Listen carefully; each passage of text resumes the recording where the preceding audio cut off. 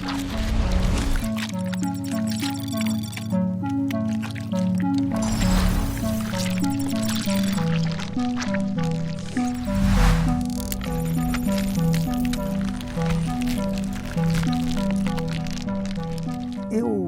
queria trocar com vocês algumas ideias. E a primeira delas é uma controvérsia surgida a respeito da hidroxicloroquina. O FDA aprovou, não aprovou? Quem é FDA? FDA é Food Drugs Administration, é o órgão norte-americano responsável por todas as questões relacionadas a medicamento, os testes, a fabricação, a propaganda, marketing, a segurança e a eficácia dos medicamentos. É esse órgão que controla, esta agência que controla estas coisas a respeito de medicamento. No Brasil, a entidade semelhante, a agência semelhante destes controles se chama Anvisa. O que ocorreu é que, frente aos trabalhos publicados a respeito desta substância no tratamento do Covid-19 na China, frente aos trabalhos publicados na Itália, frente aos trabalhos publicados nos Estados Unidos, o FDA concluiu que, primeiro, os trabalhos, claro, são trabalhos de pequena quantidade de pacientes. Nenhum deles tem 15 mil pacientes, 50 mil pacientes. Não, não tem. Mas, embora em pequenas quantidades, todos demonstram um sucesso sensível desta substância frente ao Covid-19, coronavírus. Muito bem. Baseado nisso, o FDA aprovou ou liberou o uso da hidroxicloroquina como tratamento do Covid-19 lá nos Estados Unidos. Olha, eu diria algumas coisas assim, fico pensando. Claro que, veja, são muitos os trabalhos de pequena quantidade de pacientes. Soma todos eles. Veja que trabalho grande isso vai dar. Por outro lado, claro que outras pesquisas precisam ser feitas. Eu não tenho a menor sombra de dúvida quanto a isso. Mas nós estamos frente a uma pandemia e toda, ao meu ver, toda e qualquer substância que possa mostrar algum efeito benéfico é importante. Isso ao meu modesto pensar. Então, veja, eu vou voltar no tempo. Há um tempo lá atrás, onde eu ainda não era nascido, nem nenhum de vocês. Um camarada fez um trabalho a respeito de testosterona e esse trabalho concluiu que o uso de testosterona em homens levava ao aparecimento de câncer de próstata. E isso foi uma coisa tão marcante àquele tempo que restou como primícia, restou como algo pétreo, algo que não se muda. Muitos anos depois, se tem hoje trabalhos mostrando totalmente o inverso. Trabalhos mostrando que o uso de testosterona pode até prevenir ou até ajudar no tratamento de câncer de próstata.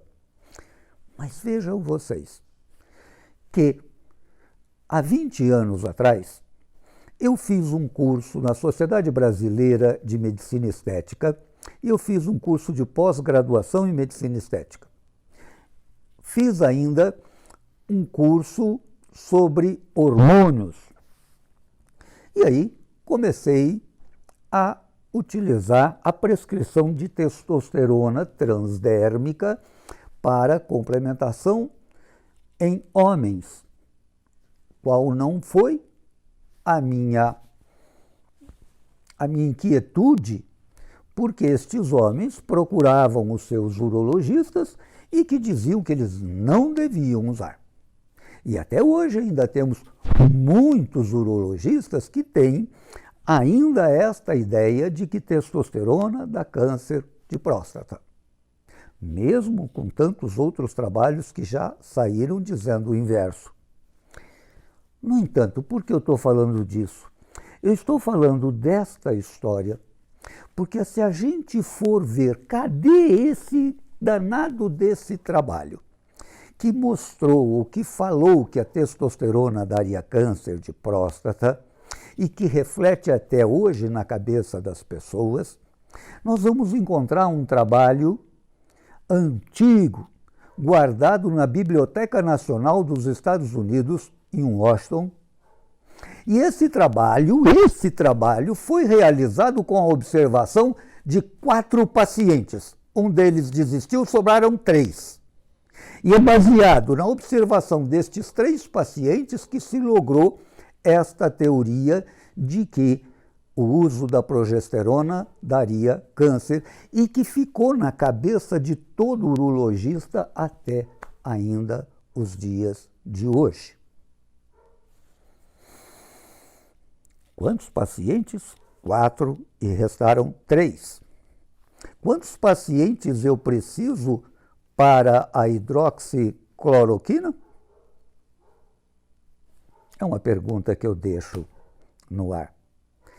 Para bom entendedor, todo ponto é letra. Mas então, o que eu queria dizer sobre esta controvérsia do início desta semana é de que o FDA liberou o uso da hidroxicloroquina nos Estados Unidos para o tratamento do Covid-19. Nós ainda não temos esta liberação pela Anvisa aqui no Brasil. Era essa a colocação que eu queria fazer, de demonstrar, aprovou, não aprovou, bom, é isso, tá bom? Na verdade, é isto. Mas a nossa conversa de hoje é algo que, claro, tem a ver com toda essa história, com toda esta pandemia, e que é sobre imunidade. Nós poderíamos dizer assim, a nossa defesa orgânica, a nossa imunidade pode ser dividida em inata e adaptativa. O que é imunidade inata? É aquela que vem de fábrica, é aquela que nós já nascemos com ela. O que quer dizer isso? Nós temos um monte de tipos de células que fazem a nossa defesa. E como é que elas fazem a nossa defesa? Depende da especialização de cada uma. Tem células capazes de fagocitar, de engolir a substância, o vírus, a bactéria, o fungo, enfim, o patógeno, o antígeno que está dentro do corpo. Algumas conseguem fazer esta ação de engolir. Outras células não conseguem fazer exatamente esta ação, mas se ligam a eles e levam estes elementos para serem destruídos. Outras células ainda são capazes de, na situação, se ligarem a eles e emitir uma série de alertas através de substâncias que seriam interleucinas e que vão produzir uma reação inflamatória naquele local e vão chamar as outras células do exército de defesa para que ali venham a fazer a defesa contra este intruso descoberto a esta situação. Bom, então, nós temos, como eu disse, uma defesa, uma imunidade inata. Ou seja, o que quer dizer isso? Nós temos nas nossas células de defesa como se fosse uma relação de substâncias que aparecem na parte de invólucro, na superfície de bactérias, ou de vírus, ou de fungos. E quando estas células detectam estas substâncias desta relação, elas já vão destruí-los. Então é uma defesa inata. Nascemos com isso, vem de fábrica. Mas, no passar da vida, nós vamos nos encontrar com outros patógenos, com outras substâncias ou com outros vírus, fungos ou bactérias das quais o nosso organismo não tinha esta informação.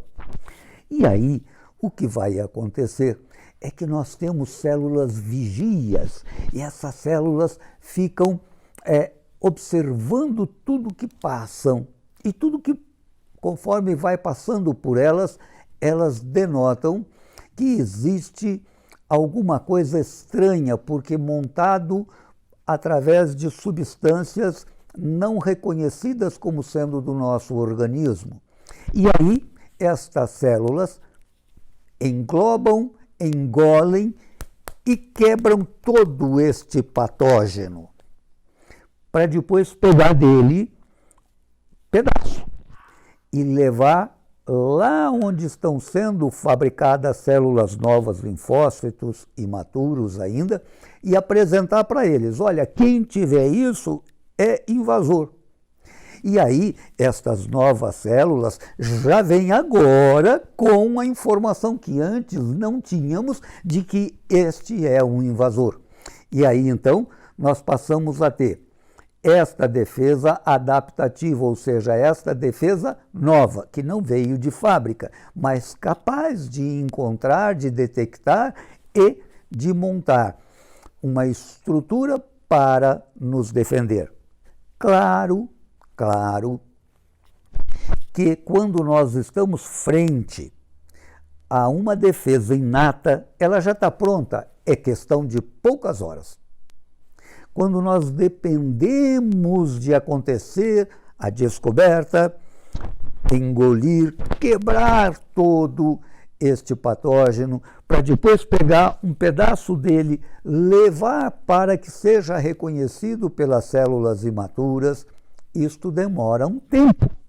E por isso esta defesa adaptativa não é tão rápida. Ao invés de algumas horas, pode demorar dias para acontecer. De qualquer maneira, ao acontecer, nós vamos ter a destruição desse patógeno, através dele ser engolido e destruído dentro dos macrófagos, por exemplo, através de substâncias que são produzidas e que vão neutralizá-los e que vão destruí-los, e até ainda uma rede capaz de identificar células que dentro tenham algum tipo de vírus, por exemplo, e levar esta célula à morte. Então, todo esse complexo que eu estou descrevendo a vocês de uma forma muito simplória, tá? Muito mais complexa. Mas de uma forma bem simples, seria isso. Nós temos alguns soldados que já têm uma relação de quem não pode estar dentro do nosso organismo e que, quando encontram com esses elementos, partem para a destruição deles. Outros são mais especializados para identificar quem não esteja nessa relação, mas que não faça parte do nosso organismo. E ao achar, pega esse elemento e leva para a fábrica de soldados para que eles aprendam que esses também não podem ficar no nosso corpo. E os novos soldados já saem buscando a destruição desse novo invasor. Então, isso é uma forma bem simples de falar de imunidade. A nossa imunidade, então, é mais ou menos, a muito grosso modo, a pinceladas bem largas, é algo desse tipo. Muito bem. Aí, eu de repente fico pensando assim, e a minha imunidade? Será que a minha imunidade está alta? Ou será que a minha imunidade está baixa? Como é que isso está? Bom, se eu tenho uma pessoa que, por exemplo, fica doente muito frequentemente, se eu tenho uma pessoa que com uma simples gripezinha evolui para uma pneumonia, se eu tenho uma pessoa que qualquer pequena infecçãozinha vira uma coisa grave, demorada a ser resolvida, então estamos frente a uma pessoa que apresenta uma deficiência de defesa orgânica. Uma pessoa que tem uma deficiência da parte imunológica. Quando é que isso pode acontecer? Nós podemos ter a imunidade deficiente por alterações genéticas. Então, nascemos com uma alteração genética e, por isso, vamos ter déficit de imunidade. Vamos ter a vida inteira até que morramos. Então, isso é uma situação. Segunda situação que poderíamos citar é naquela pessoa que está em grande carência alimentar. O sujeito está desnutrido, está caquético, está pele e osso. Ora, como é que esse organismo vai ter defesa? Ele não tem alimentação para suprir o corpo dele, para manter o quanto mais para se defender. Então, quando eu não tenho uma alimentação adequada, uma alimentação que ofereça tudo o que seja necessário ao meu organismo, eu então vou ter uma diminuição, um déficit destas defesas. Terceira situação. De repente estou frente a uma pessoa que, por razões outras, teve que se utilizar de algumas substâncias específicas, como quimioterapia, por exemplo. E aí nós vamos ter uma deficiência imunológica. Serão, então, pacientes dito imunodeprimidos, por causa da medicação que foi utilizada por outra finalidade. Ainda poderíamos citar uma outra situação, e que é o tipo de vida da pessoa. Como assim? Ora, toda vez que eu tiver um estresse muito intenso, eu vou ter repercussão disso na minha imunidade. É por isso que a gente às vezes escuta assim, quando eu passo um estresse muito grande, o meu herpes explode. Claro, porque a sua imunidade foi deprimida e aí o herpes apareceu. Então, veja, são várias as causas que podem interferir com a nossa imunidade. Mas frente a uma pandemia, eu fico altamente preocupado com a minha imunidade e eu gostaria muito de ajudar a minha imunidade a se manter alta e me defender adequadamente. E como é que eu poderia fazer isso? Esse é o ponto-chave da nossa conversa de hoje. Como manter a minha imunidade forte, me defendendo de todos os patógenos que queiram me invadir. Veja que, para pensar em imunidade, estas células específicas do meu sistema imune, elas se localizam estrategicamente. Se elas estão aí para encontrar sujeitinhos estranhos, não conhecidos, ora, elas não podem estar escondidas. Elas têm que estar justamente na frente de batalha. E onde fica isso? Por exemplo, na pele. A pele é barreira do nosso corpo. E aonde nós teríamos ainda uma outra pele muito especial? Na pele do intestino. A parede, na mucosa intestinal, nós vamos encontrar muito destas células. Em alguns, ou em todos os órgãos, mas especialmente, por exemplo, no fígado, aonde eu vou ter a chegada de toda a circulação inferior e ela passa pelo fígado e eu vou ter aí a caça às bruxas nesse sangue que está chegando. Então, veja que nós temos, claro que por todo o corpo, mas especialmente nas regiões mais próprias ou propícias de ter a invasão ou de se encontrar esses patógenos. E eu agora quero pensar como é que eu vou ajudar a minha imunidade. Eu então tenho que pensar que eu tenho que ter uma boa alimentação, uma alimentação saudável. E quando eu falo em alimentação saudável, do que eu estou falando? Numa alimentação que seja diminuída ou de bem pouco açúcar, numa alimentação aonde eu tenha, ou eu não tenha, ou muito baixo, ou não tenha fast foods.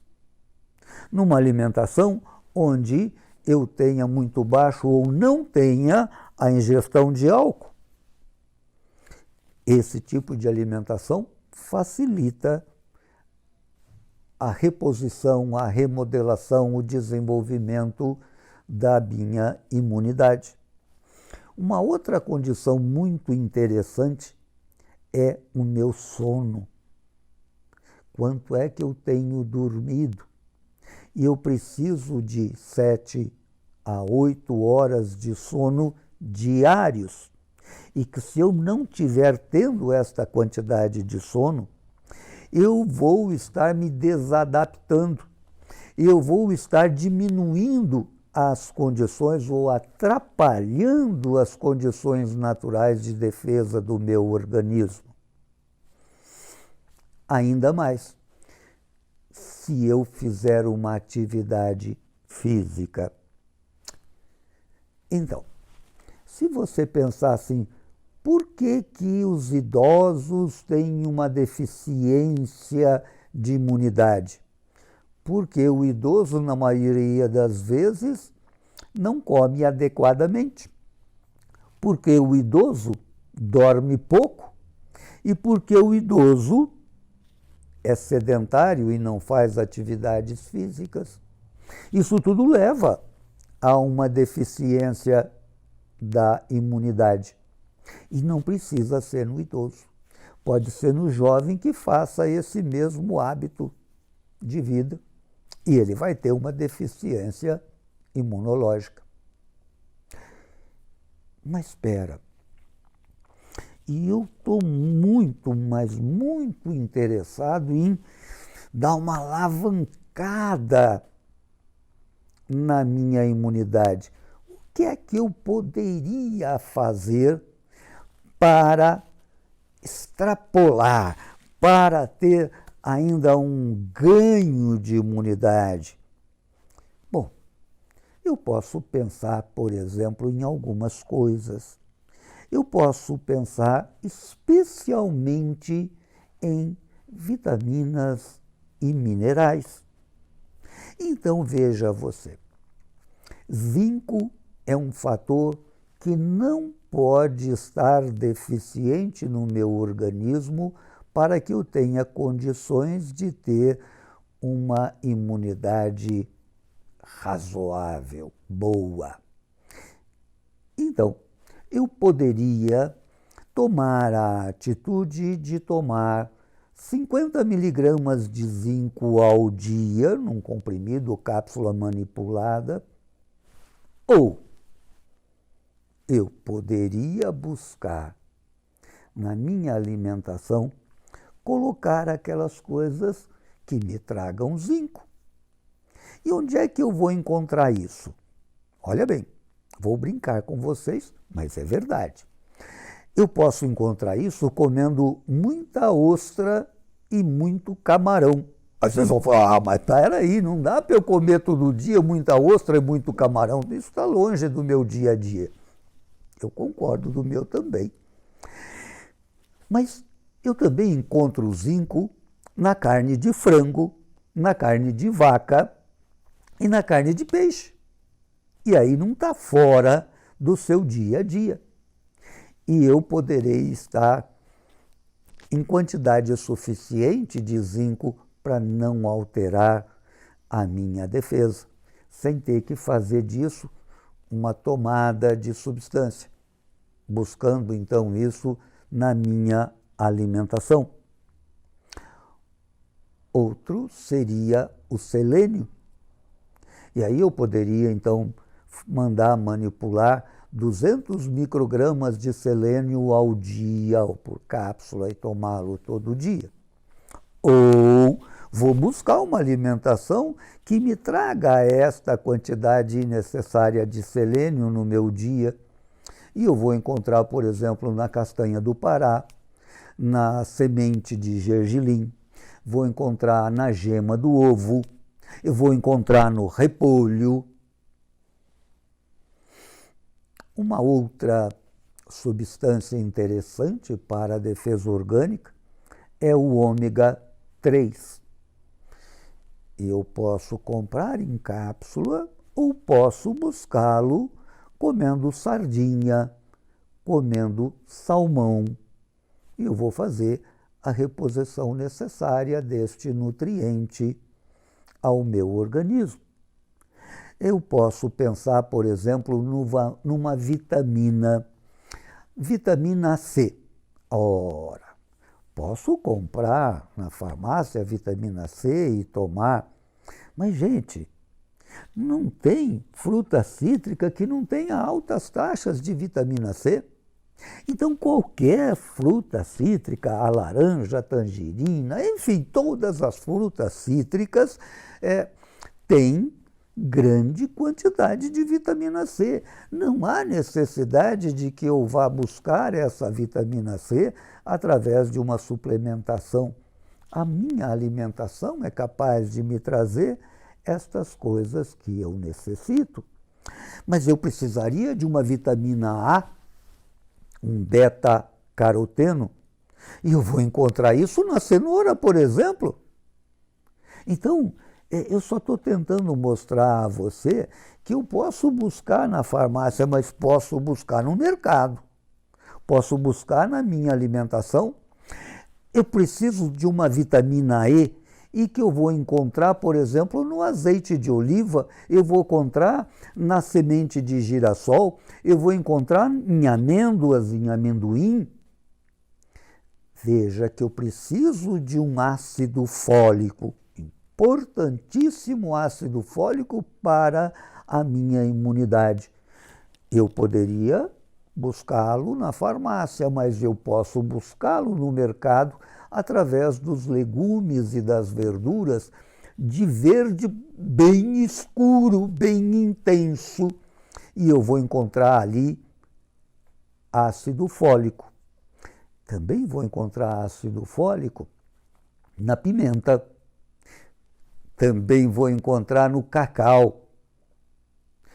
Ora, então o que eu estou querendo dizer a vocês é que eu posso ir buscar uma sequência de minerais e vitaminas e estar tomando, mas eu posso muito bem fazer isso fazendo um prato altamente colorido. Ora, veja você, eu vou buscar um verde bem escuro de um repolho, de um brócolis, de um espinafre. Vou buscar um vermelho do tomate ou do pimentão vermelho, um amarelo do pimentão amarelo. Vou salpicar em cima disso semente de gergelim, amêndoas fatiadas.